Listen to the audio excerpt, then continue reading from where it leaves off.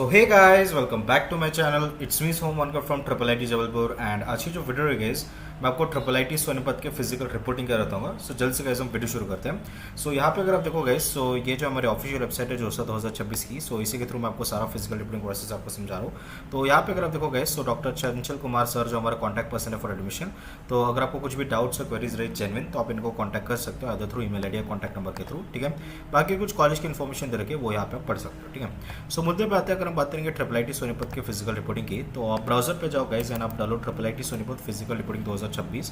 सो यहाँ पे आप देखो एडमिशन नोटिफिकेशन पे आपको क्लिक करना पड़ेगा। जैसे आप इस पर क्लिक करोगे गाइस, यहाँ पे आपको सारी डिटेल्स आपको दे रही है फिजिकल रिपोर्टिंग की। सो सबसे पहले गाइस मैं आपको बीटेक फर्स्ट से रिपोर्टिंग डिटेल्स आपको समझा देता हूँ। तो यहाँ पे अगर आप क्लिक करो गाइस, ठीक है, सो हाँ यहाँ पे अगर देखो, सो यहाँ पे आप देखो सारी डिटेल्स आपको दे रखी है फिजिकल रिपोर्टिंग की। ठीक है, सो जिनको भी जो सा सीएससीबी से आपकी सीट अलॉट हुई है उनके लिए इन्फॉर्मेशन है। एंड आपको जो यहाँ पे प्रॉपर डॉक्यूमेंट सबमिट कर रहे हैं एंड आपको जो है फी पेमेंट आपको करनी पड़ेगी फिजिकल रिपोर्टिंग के आने से पहले। सो सबसे पहले आप देखो 11 से 16 के बीच में आपको जो है सबमिशन ऑफ डॉक्यूमेंट्स ऑनलाइन। ठीक है, सो ऑनलाइन डॉक्यूमेंट्स आपको कैसे सबमिट करें, यहाँ पे आपको एक लिंक दे रखे। ठीक है, सो यहाँ पे आपको लिंक पे जाके ओपन करना पड़ेगा। एंड जैसे आप इस पर ओपन करोगे, यहाँ पे आपको कुछ आपके डिटेल्स भरनी पड़ेगी। ठीक है, एंड जैसे आप डिटेल्स भरोगे, ठीक है, सो डिटेल्स जैसे आप भरोगे आपको नेक्स्ट की बटन आपको क्लिक करनी पड़ेगी। ठीक है, ठीक है, कुछ भी मैं अभी डमी डिटेल्स में डाल दे रहा हूँ। ठीक है, सो उसी अकॉर्डिंग हम देखते हैं, यही हम कॉपी कर देते हैं इसमें। ठीक है, सो जैसे आप ये डालोगे यहाँ पे नेक्स्ट बटन आपको क्लिक करनी पड़ेगी। जैसे आप नेक्स्ट बटन डालोगे यहाँ पे आपको कुछ और डिटेल्स मांगेंगे। ठीक है, एंड आपको प्रॉपर कैटेगरी वगैरह सब आप सिलेक्ट करो और नेक्स्ट करो, आपको शायद डॉक्यूमेंट्स अपलोड करने का एक ऑप्शन आ जाएगा। ठीक है, सो डॉक्यूमेंट्स अपलोड में अपलोड करना पड़ेगा प्रॉपरली एंड तभी जाके जो है आपको वो सबमिट के बटन आपको दबानी पड़ेगी। ठीक है, सो क्लासेस आपके 25 तारीख से शुरू होने वाले हैं, ओरिएंटेशन आपका 24 तारीख से रहेगा एंड 17 से 19 के बीच में आपको फिजिकल रिपोर्टिंग आपको करनी। ठीक है, सो स्कैंड कॉपीज कौन से डॉक्यूमेंट अपलोड है। ठीक है, ये जो फॉर्म है इसमें कुछ स्कैन कॉपीज आपको बोलेंगे, तो आप प्रॉपर एक स्कैनर यूज़ करो या फिर अगर आप फ़ोन से अपलोड करो तो प्रॉपर आप जो है कुछ आपके डॉक स्कैनर, पीडीएफ स्कैनर ऐसे कुछ ऐप्स रहते हैं, उसके थ्रू आप वो भरना शुरू करो। ठीक है, सो इसकी अगर हम बात करते हैं, सो आप देखो कौन से आपको डॉक्यूमेंट स्कैन करने चाहिए एज वेल एज ओरिजिनल आपको लाने चाहिए eight the time of physical reporting. सबसे पहले प्रोविजनल अलॉटमेंट लेटर या सीट एक्सेप्टेंस लेटर, जहाँ से आपने फ्रीज करी है सीट, वहीं पे आपको डाउनलोड हो जाएगा जो सा सीएससीबी में। फिर इंस्टीट्यूट बैलेंस फी का पेमेंट, ठीक है, कैसे करना है, कितना करना है सब मैं बता दूंगा, तो उसकी रिसिप्ट आपको लगेगी। ठीक है, जो सा सीएससीबी में जो आपने फीस भरी उसका आपको रिसिप्ट लगेगा। आधार कार्ड या गवर्नमेंट आईडी आपको लानी पड़ेगी। फिर स्कोर कार्ड और आपका एडमिट कार्ड आप लाओ जेडब्ल्यू मीन्स का। टीसी, माइग्रेशन, कैरेक्टर सर्टिफिकेट आप लाओ 12th स्टैंडर्ड जहाँ से भी आपने कंप्लीट करा है। 12th स्टैंडर्ड की आपको मार्कशीट, पासिंग सर्टिफिकेट आपको लानी पड़ेगी। 10th की भी पासिंग सर्टिफिकेट और मार्कशीट आपको लानी पड़ेगी। ठीक है, अगर इस पर आपका डेट ऑफ बर्थ नहीं है तो आपको बर्थ सर्टिफिकेट आपको लाना पड़ेगा। ठीक है, फिर कैरेक्टर सर्टिफिकेट आपको ऑलरेडी बताइए। कैटेगरी सर्टिफिकेट, अगर आप जनरल, ईडब्ल्यूएस, ओबीसी या एससी/एसटी कैटेगरी हो तो आपको एक कैटेगरी सर्टिफिकेट लाना पड़ेगा प्रॉपर। ठीक है, एंड फिर उसके बाद अगर आप पीडब्ल्यूडी हो तो आपको पीडब्ल्यूडी सर्टिफिकेट आपको लाना पड़ेगा। मेडिकल फिटनेस सर्टिफिकेट, ठीक है, जोसा का फॉर्मेट में एंड ऑफ द वीडियो में आपको समझा दो कौन सा फॉर्मेट है वो। पासपोर्ट साइज फोटो 2, ठीक है, colour as well as latest होने चाहिए। 2 बोला लेकिन आप 14-15 आप लेके आ जाओ। ठीक है, गैप सर्टिफिकेट, ठीक है, तो इसका एक एफिडेविट अगर होगा नीचे तो मैं समझा दूंगा, नहीं है तो आपको ओरिजिनल लाना पड़ेगा। तो आप कोई एडवोकेट या नोटरी वाले को पकड़ो, वो आपको गैप सर्टिफिकेट बना के दे देगा 100 रुपये के स्टैम्प पेपर पर। ठीक है, फिर अंडरटेकिंग फॉर्म, इसका एक आपको अंडरटेकिंग फॉर्म दे रखा है, तो आप इस लिंक पे क्लिक करो, यहाँ पे आपको जो है फॉर्मेट दिख जाएगा। ठीक है, सो मैं समझा दो कौन सा फॉर्मेट है वो, यहाँ पे कहीं ना कहीं वो फॉर्मेट दिख जाएगा आपको यहाँ पे। ठीक है, सो अंडरटेकिंग आपको लानी पड़ेगी eight the time of physical reporting. ठीक है, चलो ये हो गया। फिर हमारा नेक्स्ट जो चीज़ आती है वो आती है, हाँ, नेक्स्ट जो चीज़ आती है वो आती है हमारी क्या, एंटी रैगिंग डिक्लेरेशन। तो आप क्या करो, इस वेबसाइट पे जाओ एंटी रैगिंग के, और एंटी रैगिंग के वेबसाइट पे जैसे ही जाओगे गाइस, यहाँ पे आपको कुछ डिटेल्स बने, स्टूडेंट डिटेल्स आप भर दोगे आराम से, पेरेंट डिटेल्स भी आप आराम से भर दोगे। यूनिवर्सिटी डिटेल्स में देखो बहुत सारी चीज़ें पूछे, जैसे डायरेक्टर का नाम, phone number, nearest police station, तो उसकी डिटेल्स यहाँ पे आपको दे रखी है, तो ये आप भरो प्रॉपरली और उसका सबमिट के बटन दबाओ। ठीक है, प्रॉपर चेकलिस्ट आप दबाओ एंड चेकलिस्ट दबाने के बाद आप जो है ये सबमिट का फॉर्म के बटन दबाओ, तो आपको जो 2 एफिडेविट आ जाएंगे, पेरेंट का और स्टूडेंट का, आपकी ईमेल आईडी पे, वो आपको डाउनलोड करके आपको लाना पड़ेगा। ठीक है, एंटी ड्रग डिक्लेरेशन फॉर्म, ठीक है, ये भी आपको जो है लाना पड़ेगा, तो ये नोटिफिकेशंस में आपको दे रखा है। ठीक है, इसके जो भी आपके रहेंगे, ठीक है, जैसे आप देखो यहीं पे कहीं मिल जाएगा आपको, नहीं मिला तो मैं आपको बताता हूँ। ठीक है, कौन से आपके रहेंगे तो वो आपको लाने पड़ेंगे। ठीक है, at the time of physical reporting. ठीक है, सो यहाँ पे आप देखो, नोट करो, all document should be merge as single PDF. ठीक है, चिंता मत करो, एंटी ड्रग डिक्लेरेशन फॉर्म और इसका जो फॉर्मेट है ना, कहा गया इसका, ये सब मैं बता दूंगा अंडरटेकिंग को। ठीक है, चिंता मत करो। फिर all document should be merge in single PDF. एक चीज़ आप ध्यान रखिए, एक ही पीडीएफ में सारे डॉक्यूमेंट्स आपको मर्ज करने हैं, तो आप अलग अलग पीडीएफ डाउनलोड करके आप मर्ज कर सकते हो, या फिर आप पीएनजी में डायरेक्ट आप एक जगह पीएनजी रखो सारे डॉक्यूमेंट्स के, स्कैन करते हो और उसको एक पीडीएफ में कन्वर्ट करो। ठीक है, ओरिजिनल डॉक्यूमेंट आपको लाना पड़ेगा फिजिकल रिपोर्टिंग के वक्त। ठीक है, अगर ओरिजिनल डॉक्यूमेंट्स इंग्लिश या हिंदी में नहीं है तो आपको इसका एक लाना पड़ेगा। ठीक है, सिर्फ इंग्लिश लिखा गया। ठीक है, अगर आपके ओरिजिनल डॉक्यूमेंट सिर्फ इंग्लिश में नहीं है तो आपको एक ट्रांसलेटेड वर्जन आना पड़ेगा इंग्लिश में। ठीक है, हिंदी भी नहीं चलेगा, यहाँ पे लिख रखा है ओनली इंग्लिश। फिर the original TC, migration, medical certificate, cap certificate. ठीक है, ये सब जो है आपका फिजिकल वेरिफिकेशन ये आपको इंस्टीट्यूट रख लेगा, एंड बाकी जो ओरिजिनल सर्टिफिकेट्स वो आपके सर्टिफिकेट्स है वो आपके कॉलेज रिटर्न कर देंगे। ठीक है, candidate should submit 2 passport size photograph आपको लाने पड़ेंगे, 4 जो अकाउंट्स। अगर आपके डॉक्यूमेंट फर्जी है तो आपके एडमिशन कैंसिल भी हो सकती है। ठीक है, सो अभी फीस पेमेंट आपको समझा देता हूँ। एक चीज़ आप ध्यान रखिए, ये जो आप गूगल फॉर्म भरोगे गाइस, ये गूगल फॉर्म आपको जो है फीस पेमेंट के बाद भरनी है, यहाँ पे लिख रखा है। ठीक है, बैलेंस इंस्टीट्यूट फी के बाद भरनी है। सो कितनी बैलेंस इंस्टीट्यूट फी आपको भरनी है, ठीक है, ये मैं आपको समझा देता हूँ। ठीक है, सो अगर आप हाँ, केस 1 क्या है, कैंडिडेट जिन्होंने जोसा में पार्टिसिपेट करा और सीट अलॉटमेंट जोसा राउंड में करा है एंड सीएससी में पार्टिसिपेट नहीं करा है, तो अगर आप जनरल ओबीसी ईडब्ल्यूएस कैटेगरी के हो तो आपको जो है टोटल बैलेंस इंस्टीट्यूट फी 93,112 आपको देनी पड़ेगी आफ्टर एडजस्टिंग जो फीस आपने जोसा में भरी 70,000 75,000 सब एडजस्ट करने के बाद। फिर अगर आप SST पीडब्ल्यूडी कैटेगरी हो तो 1,33,112 रुपीज़ आपको बैलेंस इंस्टीट्यूट फी आपको पे करनी पड़ेगी। ठीक है, फिर केस 2, मान लो कैंडिडेट जिन्होंने जोसा में पार्टिसिपेट नहीं करा लेकिन उनको सीएससी में सीट मिली। फिर candidates have participate in JoSAA but have been allotted any seat and got seat allotment through CSAB, अगर आप इस टाइप के हो। या फिर candidate have participate in JoSAA and have allotted seat but cancel due to non payment of seat acceptance fee and got allotment through CSAB, अगर आप इस टाइप के हो। या फिर candidates have exercise the exit option JoSAA and that got the allotment in CSAB, or candidates have participated in JOSA have allotted the seat and later they have withdrawn from the allotted seat and then got a seat through CSAB. Candidates have participated in JOSA and have been allotted the seat but the seat have been cancelled and got the allotment through CSAB. तो अगर आप इस type के candidate हो तो आपको, अगर आप जनरल ओबीसी ईडब्ल्यूएस हो तो आपको 93,112 रुपीज़ आपको पे करनी पड़ेगी। अगर आप SST पीडब्ल्यूडी कैटेगरी हो तो आपको 1,33,112 रुपीज़ आपको बैलेंस इंस्टीट्यूट फी पे करनी पड़ेगी। ठीक है, आफ्टर एडजस्टिंग जो भी फीस आपने जोसा CSAB में भरी है।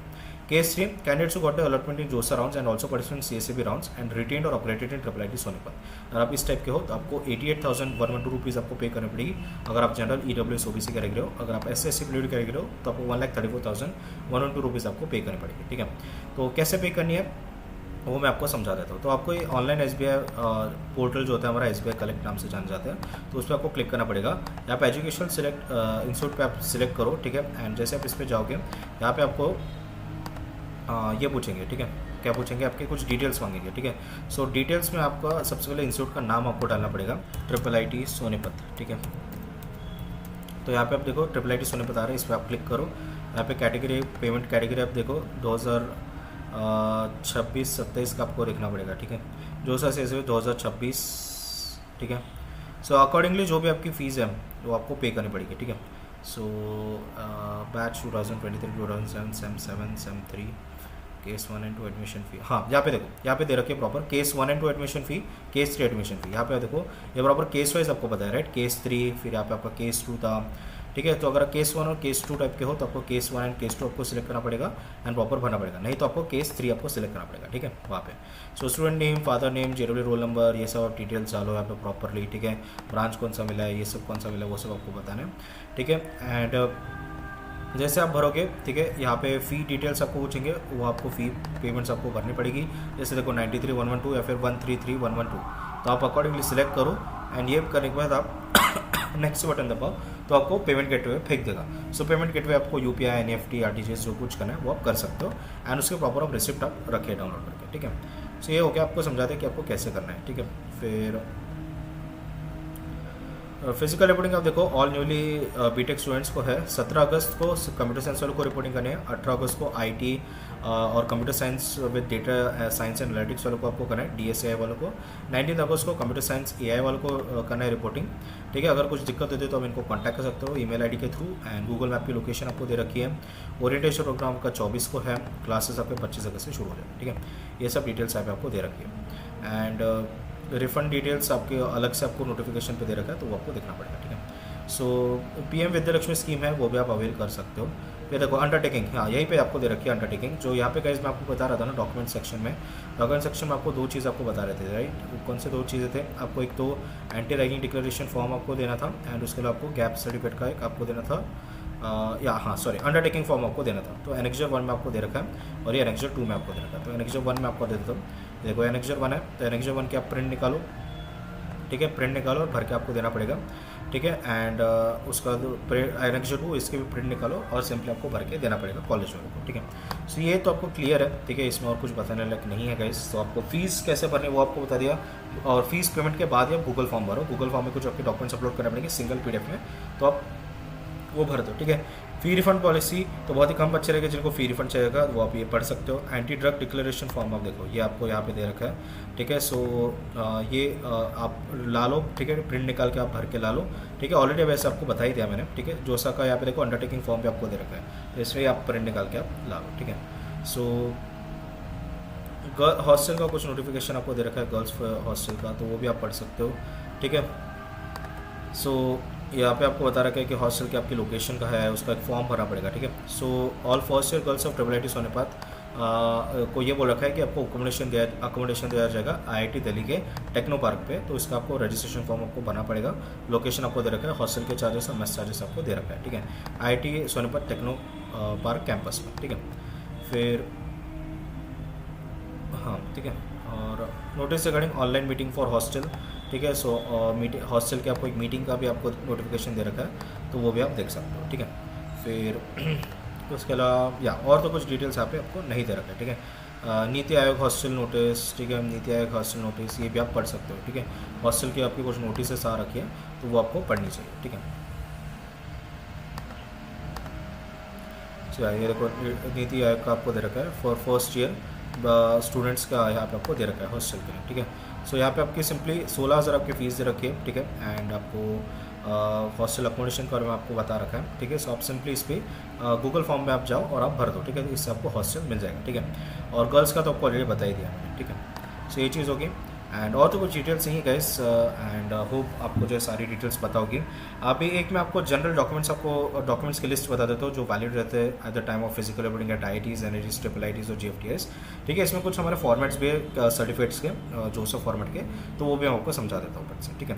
सो गाइस अभी मैं आपको जनरल डॉक्यूमेंट्स बता रहा हूँ जो कि आपके कॉमन रहेंगे IITs, NITs, ट्रिपल IITs और GFTI के एडमिशन के लिए, चाहे जोसे या CSAP कहीं से अगर आप एडमिशन ले रहे हो तो, ठीक है। सो यहाँ पे अगर आप देखो गाइस, यहाँ पे मैंने आपको डॉक्यूमेंट टाइप और टाइटल आपका मेंशन कर रखा है। सो सबसे पहले जो इंपॉर्टेंट डॉक्यूमेंट आपको लानी है, आपकी ओरिजिनल प्रोविजन एडमिशन लेटर या अलॉटमेंट लेटर या ऑफर लेटर, ठीक है। सो ये जो है ये आपको कहाँ से मिलेगा, जैसे आपको सीट अलॉट होगी जोसे या CSAP में, वही भी आपको ऑप्शन आएगा डाउनलोड का, तो आपको ये जो है एडमिशन लेटर, अलॉटमेंट लेटर या ऑफर लेटर जो कुछ है वो आपको लाना पड़ेगा, ठीक है। ओरिजिनल आप इसकी कलर प्रिंट आउट निकालो और उसकी जेरोक्स कॉपी भी आप साथ में रखो, ठीक है। जेरोक्स कॉपी जो भी मैं आपको मेंशन कर रहा हूँ यहाँ पे, आपको 2 या 3 कॉपी आप रखो साथ में, ठीक है। सो यहाँ पे अगर आप देखो नेक्स्ट जो डॉक्यूमेंट आता है आपका JEE मेन का, JEE मेन या JEE एडवांस का आपका score card and admit card, ठीक है। सो आपका जो भी स्कोर कार्ड और एडमिट कार्ड होगा JEE एडवांस या मेन का, वो आपको लाना पड़ेगा ओरिजिनल, कलर प्रिंट आउट निकालो एज वेल एज उसकी जेरोक्स कॉपी भी आप रखो साथ में, ठीक है, 2-3 कॉपी। देन उसके बाद आपका क्लास 10th की मार्कशीट, ठीक है, चाहे आप सेंट्रल बोर्ड CBSE से हो या आप स्टेट गवर्नमेंट बोर्ड से हो, कोई भी बोर्ड से आपको class 10th as well as class 12th की भी आपको मार्कशीट लगेगी, both original as well as xerox copy आप लगा लो, ठीक है, 2-3 कॉपी आप रखो साथ में। देन अगर आप लाइक स्कूल या कॉलेज जहाँ से भी अगर आप पास आउट हो गए, ठीक है, वहाँ से आपको transfer certificate, character certificate, migration certificate, ये 3 आपको सर्टिफिकेट आपको ओरिजिनल लाने पड़ेंगे, एज वेल एज आप उसकी क्या करो जेरोक्स कॉपी ला लो, 2-3 कॉपी, ठीक है। आधार कार्ड और पासपोर्ट साइज फोटोग्राफ आपको लगेंगे, ठीक है। आधार कार्ड आपको ओरिजिनल भी लाओ एज वेल एज आप उसकी जेरोक्स कॉपी भी लेके आओ, as well as passport size photograph, ठीक है। 5-10 फोटोग्राफ्स आप रख लो साथ में, ठीक है, कहीं ना कहीं आपके यूज हो ही जाते हैं एडमिशन बेसिस में, आप मिनिमम 10 तो आप लेके आओ पासपोर्ट साइज फोटोग्राफ, ठीक है। कलर लेके आओ, ओरिजिनल लेके आओ, अच्छे लेके आओ, ठीक है। Then receipt of balance fee payment और एनी अदर पेमेंट्स, ठीक है। सो आपने जोसा CSAP में जो भी आपका एडवांस पेमेंट या जो भी अपने पैसे भरोगे ना, उसकी प्रॉपर रिसिप्ट का प्रिंट आउट लेके आओ, ठीक है। एंड बैलेंस फी कैसे होगी, जैसे ही आप ठीक है एडमिशन करोगे वहाँ पे आपको बैलेंस फी पे करनी पड़ेगी फर्स्ट सेमेस्टर की, ठीक है। सो वो जो भी आप पेमेंट कर रहे हो उसका भी प्रॉपर आप जो है रिसिप्ट रखो साथ में, वो भी आपको ओरिजिनल और जेरोक्स कॉपी आप लेके आओ, 2-3 कॉपी, ठीक है। देन नेक्स्ट आता है हमारा एंटी रैगिंग और एंटी ड्रग डिक्लेरेशन फॉर्म, ठीक है। ये जो है ये आपको जो है प्रॉपर एक फॉर्मेट में आपको लाना पड़ेगा, ठीक है, और वो भी स्टैम्प पेपर पे 50 रुपए के, ठीक है। सो ये कैसे, इसका जो फॉर्मेट है एक तो आपको जोसा में अवेलेबल होगा, ठीक है, यूजुअली नहीं होगा उस पर, बट आपके जो कॉलेज का जो फॉर्मेट होगा उस हिसाब से आपको लाना ही पड़ेगा ये एंटी रैगिंग या एंटी ड्रग डिक्लेरेशन फॉर्म, ठीक है। सो ये होता क्या, एंटी रैगिंग एफिडेविट फॉर्म, ये बेसिकली आपको जैसे एक डिक्लेरेशन लेते हैं कि आप रैगिंग या ड्रग नहीं करोगे, ठीक है। सो आपको क्या करना पड़ेगा, आप सिंपली कैसे लाना है आपको, ठीक है, आप क्या करो, फॉर्मेट ले लो आपके, ठीक है, कॉलेज के वेबसाइट से, वो फॉर्मेट आप क्या करो, वो फॉर्मेट आप लेके जाओ किसके तरफ, नोटरी वाले के पास, ठीक है, जो एडवोकेट होते हैं, ठीक है, उनके पास लेके जाओ, वो नोटरी वाले होते हैं, वो नोटरी वाले क्या करते हैं, स्टैम्प पेपर पे आपको 50 रुपए के स्टैम्प पेपर पे आपको ये एफिडेविट बना के दे देंगे, ठीक है। ध्यान रखिए स्टूडेंट का भी लाना है और पेरेंट का भी आपको लाना है, ठीक है। अगर आपका कॉलेज बोल रहा है कि सिर्फ स्टूडेंट का चाहिए तो आप सिर्फ स्टूडेंट का लाओ, अगर वो दोनों मांग रहा है तो आपको दोनों लाने पड़ेंगे, एज पर कॉलेज ये वैरी करता है, बट यूजुअली आपके दोनों लाने पड़ते हैं, ठीक है। कुछ कॉलेज मांगते भी नहीं है, अगर आपके डॉक्यूमेंट लिस्ट में मेंशन नहीं है तो ये लाने की जरूरत नहीं है, ठीक है, बट यूजुअली मोस्ट कॉलेज आपके ये प्रेफर करते हैं मांगने के लिए, ठीक है। फिर anti drug declaration form, usually भी एक ऑनलाइन वेबसाइट होती है एंटी ड्रग डिक्लेरेशन की, वो भी आपको फर्दर वीडियो में बताऊंगा, या फिर अगर इसका कुछ फॉर्मेट है स्पेसिफिक आपका जोसा या फिर आपके कॉलेज के वेबसाइट पे आपको वो लाना पड़ेगा, ठीक है। देन उसके अलावा गाइस नेक्स्ट जो आपका मेडिकल सर्टिफिकेट, ठीक है, ध्यान रखिए मेडिकल सर्टिफिकेट आपको लाना पड़ेगा एज पर जोसा फॉर्मेट ओनली, ठीक है। इसका फॉर्मेट मैं आपको बताता हूँ। सो ये प्रॉपर आपका जो है मेडिकल प्रैक्टिशनर या आप बोल सकते हो डॉक्टर से आपको प्रॉपर इशू करवा के लाना पड़ेगा, ठीक है। लेकिन अगर आप जोसा या CSAB से आ रहे हो तो आपको यही फॉर्मेट पे आपको लाना पड़ेगा, ठीक है। सो ये देखो ये फॉर्मेट है हमारा मेडिकल सर्टिफिकेट का। सो यहाँ पे आप देखो ये मेडिकल सर्टिफिकेट का फॉर्मेट है, प्रॉपर इसकी कलर प्रिंट निकालो, ठीक है, और आपके डॉक्टर से इसको साइन करा के ला लो, ठीक है। प्रॉपर यहाँ पे आपके डिटेल्स होने चाहिए, हाइट, वेट, कुछ बीमारी वगैरह क्या वो सब यहाँ पे आप मेंशन करो, ठीक है। एंड जो ऑनेस्ट है वही आप लिखो, ठीक है। सो इसकी ओरिजिनल और जेरॉक्स कॉपी भी आप ला लेना। देन नेक्स्ट जो आता है गाइस हमारा कैटेगरी सर्टिफिकेट आता है, ठीक है। कैटेगरी सर्टिफिकेट बहुत इंपॉर्टेंट चीज़ है, अगर आप OBC, SC, ST या EWS कैटेगरी से हो, प्रॉपर आपका कैटेगरी सर्टिफिकेट होना चाहिए in the central government format which should align with जोसा CSAB फॉर्मेट, ठीक है। अभी और एक चीज़ ध्यान रखो, अगर आप OBC EWS कैटेगरी के हो तो आपका इशू जो सर्टिफिकेट है, आपका जो कैटेगरी सर्टिफिकेट है वो 1 अप्रैल 2025 के बाद का होना चाहिए, ठीक है, ऑन और आफ्टर 1 अप्रैल 2025, ठीक है। सो इसमें अगर आप देखो, अगर आप स्टेट गवर्नमेंट का अगर आप फॉर्मेट लाते हो कैटेगरी सर्टिफिकेट तो यूजुअली एक्सेप्टेबल नहीं होता है, आपको सेंट्रल गवर्नमेंट का फॉर्मेट ही लाना पड़ेगा। एंड ध्यान रखिएगा गाइस अगर आपके पास है ये स्टेट गवर्नमेंट का कैटेगरी सर्टिफिकेट वो भी आप साथ में रख लो, ठीक है, बट यूजुअली आपका जोसा सेंट्रल गवर्नमेंट फॉर्मेट में होना चाहिए, ठीक है। एंड इसके फॉर्मेट में अभी आपको बता रहा हूँ। सो सबसे पहले अगर आप जनरल EWS कैटेगरी के हो तो आपको क्या करना पड़ेगा, ये एक फॉर्मेट दे रखा है प्रॉपर जोसा ने, ये फॉर्मेट में ही आपका सर्टिफिकेट होना चाहिए, ठीक है, प्लीज़ ध्यान रखें।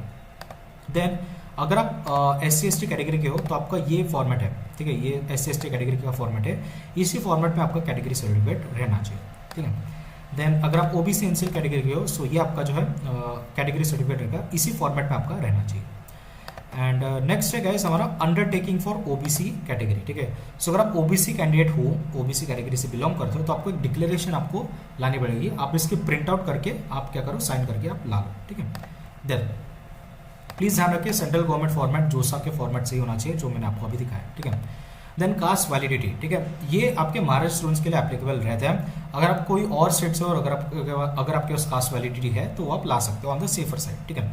सो यहाँ पे कास्ट वैलिडिटी महाराष्ट्र स्टूडेंट्स के लिए बहुत ही मैंडेटरी है, ये वो फॉर्मेट है सेंट्रल गवर्नमेंट का आपका जोसा का, और ये सिर्फ NIT+ सिस्टम के लिए, ठीक है, ध्यान रखें ये जो है NIT+ सिस्टम के लिए ही यहाँ पे मेंशन कर रखा है।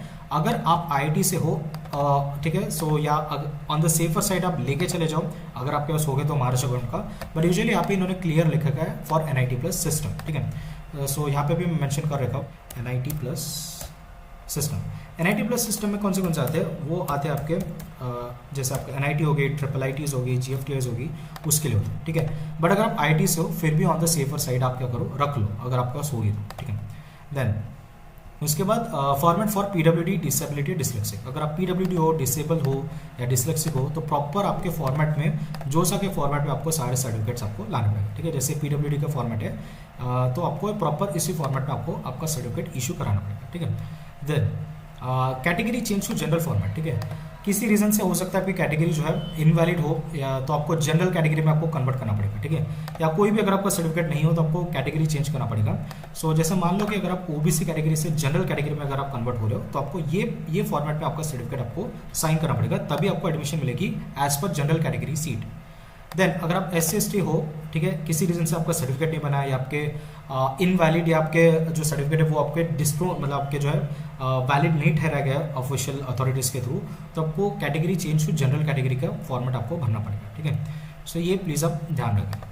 देन उसके अलावा गैस DS सर्टिफिकेट आपका होता है for child of arm forces, ठीक है। सो अगर आप आर्म फोर्सेस हो, ठीक है, अगर आप to the children of arm forces personnel killed disabled और मिसिंग इन वॉर्स, अगर आप इस टाइप के कैंडिडेट हो या स्टूडेंट हो तो आपको ये फॉर्मेट में आपको सर्टिफिकेट आपको लाना पड़ेगा, ठीक है। देन अदर्स में आपका फॉर्म विड्रॉल, अगर आप जोसा से या CACB से विड्रॉ कर रहे हो तो आपको जो है ये फॉर्म आपको भरना पड़ेगा, ठीक है। CACB का अलग रहेगा। एंड देन आपका टॉप 20 परसेंटाइल की अगर हम बात करेंगे, सो यहाँ पे जो है अगर आप टॉप 20 परसेंटाइल में आते हो तो आपको एक सर्टिफिकेट इशू करना पड़ेगा बाय स्कूल बोर्ड्स, ठीक है। ये आप ला लेना प्रॉपर इसी फॉर्मेट में। उसके लिए गाइस आपको जो है इनकम सर्टिफिकेट लाना पड़ेगा, ठीक है, for all general OBC EWS category candidates जिनके family income 1 lakh to 5 lakh के बीच में या फिर लेस देन 1 लाख है, ठीक है, to avail the tuition fee waiver and scholarships, ठीक है। सो अभी क्या है कि आपको पता है कि ट्यूशन फी वेवर रहती है और स्कॉलरशिप्स रहती है, ठीक है, इन सर्टन क्राइटेरियाज पे, इनकम क्राइटेरियाज पे, तो आपको एक प्रॉपर जो है आपको इनकम सर्टिफिकेट लाना पड़ेगा करंट फाइनेंशियल ईयर का। प्लीज ध्यान रखिए करंट फाइनेंशियल ईयर का आपको लाना पड़ेगा, ठीक है। एंड यहाँ पे फैमिली मेंशन्ड है, ठीक है, please note take care of that. So इसका आपको original as well as xerox photocopy भी लानी है, ठीक है। एंड इसके अलावा मैंने यहाँ पे भी आपको बताया था, सो जैसे आप इसको क्लिक करोगे यहाँ पे आप देखो income and asset certificate to be produce by EWS category students, ठीक है। सो देन आगे बढ़ते हैं। सो यहाँ पे डेट ऑफ बर्थ सर्टिफिकेट आपको लगेगी, ठीक है, on the safer side of लेके आओ, ठीक है।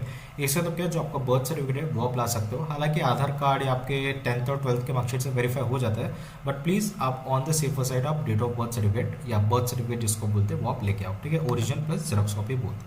एंड पेरेंट्स ID प्रूफ, ठीक है, कहीं ना कहीं लग जाएगी गैस पेरेंट्स की ID प्रूफ आपकी, ठीक है। सो मम्मी पापा या जो भी आपके गार्डियन बन के आ रहे हैं, ठीक है, सो उनके आधार कार्ड या पैन कार्ड आप रख ले साथ में, जेरॉक्स भी और ओरिजिनल भी, ठीक है, कहीं ना कहीं वो यूजअप हो ही जाएगा, ठीक है। So please take care of that. उसके अलावा गैस यहाँ पे एक चीज़ प्लीज़ नोट करें, ठीक है, यहाँ पे जो है आपका OBC EWS certificate must be issued on और आफ्टर April 1, 2026, ठीक है। सो प्लीज़ ध्यान रखें 2026 लेटेस्ट वाला आपको लगेगा, ये चीज़ आप ध्यान रखें। पहले मैंने आपको 2025 बताया था, वो पिछले साल का था, ठीक है, एक्चुअली मैंने फॉर्मेट चेंज नहीं करा था, बट करंट फाइनेंशियल ईयर का होना चाहिए, ठीक है। इसके अलावा अगर कुछ और डॉक्यूमेंट्स है तो आपको रिस्पेक्टिव आपके कॉलेज के वेबसाइट पर देखेंगे, जो कि मैं फर्दर वीडियो पर बता दूँ, ठीक है। तो ये देखा आज वीडियो, होप आपको जो वीडियो पसंद होगी। अगर आपको वीडियो पसंद आई है तो प्लीज़ लाइक शेयर सब्सक्राइब मेरे चैनल। मिलते हैं नेक्स्ट वीडियो में, तब तक के लिए टाटा बाय बाय।